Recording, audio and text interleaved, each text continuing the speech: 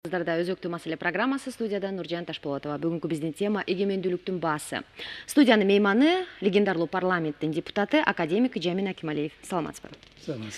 Жамин Акималиев, айтсаңыз, Кыргызстандын эгемендүүлүккө жетишине легендарлуу парламенттин ролу канчалык?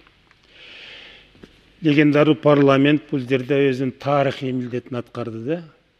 Биз баягы 70 жыл Советтер Союзунун курамында жүрүп, партиянын жетекчиси менен Кремлдин башкарасы менен келип эле эгемендик алгандан кийин эмне кылабыз деген суроо болду, что делать дегенде.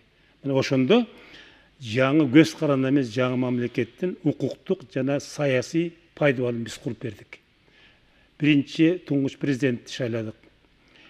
Суверенитет жөнүндө 90-октябрда декларация алдык. Андан кийин 91-жылдын 31-августунда уже көз каранды эмести жөнүндө декларация алдык. Мамлекет гимнди кабыл алдык, гербти, тууну кабыл алдык, улуттук акчаны кабыл алдык.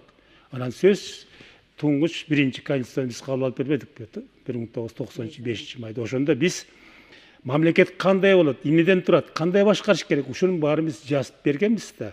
Ошондо биз парламенттик, президенттик башкарууну киргизип, бийликтин баарын бири-бирине байлаштырып таразага салып койгонбуз.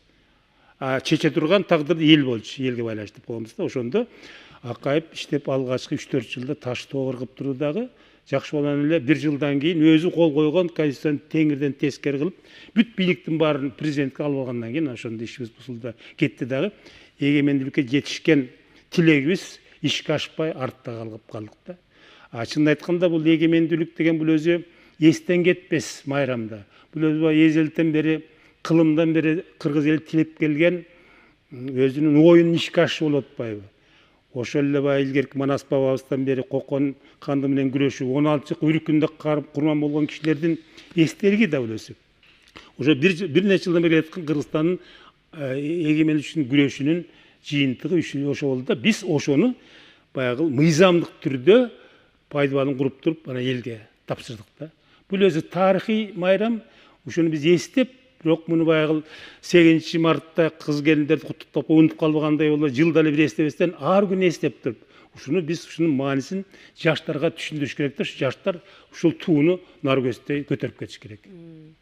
Эми сиз иштеген легендарлуу парламентте ошол эле сиз айтып аткан мамлекеттик символикаларды кабыл алууда, мыйзамды кабыл алууда кандайдыр бир талаш тартыштар болбой койбосо керек? Кызыл чеке болчубуз да. Эми ушундай болуп тур, анын артыкчылыгы легендар парламенттен эл койгон. Биздин атыбыз жогорку совет, анан жогорку кеңеш болгонбуз да. Ушу эл ошентип коюп тарап кетти легендар. Эл баягы таразы экен, бизди баалап коюптур да. Себеби ушул 350 депутат элдин арасынан чыккан мыктыларын эл өзүнө тандап алган да. Анда жана партия үчүн добуш бер деген жок. Эл түздөн түз өзү каалаган кишини, инсанды тандап алчу. Мисалы мен 10 кишинин ичинен 1 киши болуп тандалып келген. Баардыгы ошондой болуп келгенбиз дагы. Баягы кыргыз элинин каймага келиптирбиз дагы. Биз ошо элдин ишеничин аткардык да. Себеби биз эл дегенде ичип аткан ашыбыз, жери коюбуз да. Ошо кезде эмче ишенбейт. 1 сом айлык алчу эмеспиз. Квартира деген жок, машина деген жок. Алтын иштеп турган кабинетибиз жок болчу. Келбей жана жогорку кеңешке келип иштеп турган кайра үйүбүздү тарап кетибиз. Ал өзүбүздүн кызыкчылыгыбызды же болбосо бир жакка баралы чет мамлекетке ишибизди бүтүрөгөн жок, эл үчүн. Анын үстүнө бизде жоопкерчилик бийик болсо, биз эл түздөн түз шайлаганда ошондон сеччүбүз, коркчубуз да. Анан жыл сайын 2 жолу элдин алдына барып отчет берчүбүз да.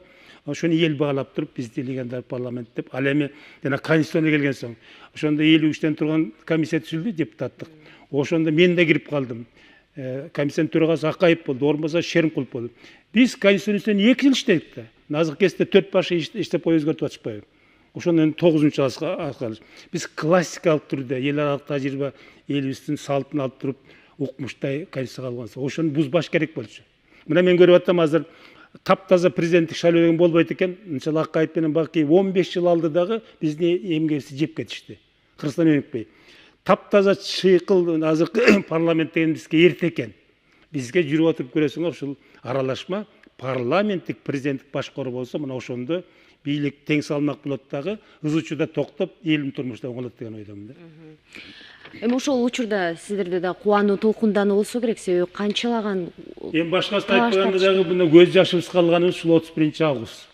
Себеби биз мурун 90-жылы алганбыз да суверенитет жөнүндө декларацияны. Ошо боюнча бүттү десек эле 91-жылдын 19-августунда ГКЧП деген чыгып калып атпайбы? Мамлекет төңкөрүш деген. Кайра бизди кошобуз деген.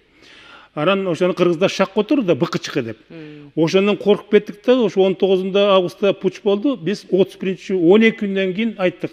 Булай суверенитетти мындай жалпы жөнүн жазгыла, мындай конкреттештирип, укукту негизге такап туруп, өзүбүзчө мамлекет болуп, бизди эл аралык коом тааныгандай кылалы деп жазып туруп, анан 31-экинчи жолу биз көз каранды эмес менен декларацияны кабыл алып койдук. Мына ошондо көз жашып, кол чап, кыйкырып өкүрүп, ошончо жылдып мен деле совет ордуна миң рахмат, ошондон жакшылыгын көрдүк, дөстүгөндүк элде. Бирок эмне деген эркиндик кандай болот? Эркин сүйлөгөн кандай болот? Ачык сүйлөгөн кандай болот? Эч кимден коркпогон кандай болот деген сезим келип туруп, себеби эгемендүүлүк деген бул жалгыз эле экономика эмес. Бул адамдын аң сезими. Бул бурулуш, адамдын өзгөрүлүшү. Бул өзү рухий байлык экен да. Себеби башка нерсени сатып алсаң болот. Бул эгемендүүлүктү эркиндик сатып ала албайт экенсиз. Баасын эскен ошондо түшүнүп, ошондо көз жаш алдык. Экинчиде мына бул биринчи тууну кабыл алганда талашып тартышып атып, кызыл чеке болдук. Жарымдан көбү кызыл болсун деди, бир тобус көк болсун дедик, асабадай болсун дедик. Ошондо баары тугалганда, баарыбыз баягы таарынычты, талашты унутуп коюп туруп, анан эшикке чыгып үйдүн алдында тууну илгенде ошондо ыйлаганга чейин барабыз. Анан сөз жана конституцияны кабыл алганда, бул өзү 2 жыл иштеп туруп, анан жогорку кеңешке койдук, андан элге койдук да талкууга 3 ай. Эл баардыгы ушуну колдоп берип туруп, анан кабыл алганда ошондо айттык. Мына мамлекеттин архитектурасын биз түздүк. Эми ушуну алып кетиш керек деп, ошонткенде Акаев ант берген. Кол коюп туруп, алып кетем деп турган 1 жылдан кийин талкуулап койбоду. Мына ушундай кездерде биз эми бири-бирибизден сыймыктанып, анан өлкөбүздүн өскөндө даңазалаганга, катышып калганыбызга, тарыхта калганыбызга легендар парламент болуп, биз эч убакта муну унута албайбыз, эсте калды да. Эми канча улут бар бүгүнкү күндө ушул мамлекеттүүлүгүнө, эгемендүүлүгүнө жетпей жүргөн? Улуттардын кайсы бир мамлекеттин ичинде өзүнүн бир улут экенин дагы өзүнчө болгон токой мамлекеттер, мисалы ошо жеткен күн дагы баркын билбеген, аны тебелеген, баягы жөнөкөй эле формальный болуп калган, укуктук жагынан бекитилбеген, кагазга жасалган толгон токойлор бар. Ал турмак конституциясы жок кээ бир өлкөлөр бар. Ал турмак мамлекети жок. Жери бар, эл бар, мамлекети жок. Мисалы күрттөр, палестиналар канча күрөшүп атышат. Уйгурлар биздин жакын эле туугандарыбыз, мусулмандар канча жылдан бери ушинтип күрөшүп келатат. Алардын саны биздикинен да көп келет. Мына ошого караганда биз мынакей Манас бабабыздан бери сакталып калып, анан ошону биз улантып кетип 91 августта бекитип коюп туруп жасаган ишибиз тарыхта калат. Бирок кептин баары азыр ошону нары жылдыра алабызбы? Ошонун баркына жете алабызбы? Ошол эркиндиктин эмне экенин түшүнөбүзбү? Кеп ушунда болот да. Себеби совет доорунун күчтүүлүгү жалгыз экономиканын күчтүүлүгүндө эмес, идеология күчтүү болчу, саясат күчтүү болчу, үгүт насихат күчтүү болчу. Ушу советтер союзу мактап атып эле баарыбызды баягы жеткирген. Ошондо бизде жок. Айтып атам, 1 жыл гана ушинтип айтабыз, андан унутуп коебуз. Ал болбойт. Бул өзү эгемендүүлүк деген тарыхый окуя. Мунду ушул эгемендүүлүктү барктап баалоого үйрөтүш керек. Ошо үйрөтүш керек, ошолорго айтыш керек, түшүндүрүп туруш керек, ошону эстетип туруш керек. Адам ушундай жаралып калыптыр, жакшы нерсе батыл унутуп калат экен да.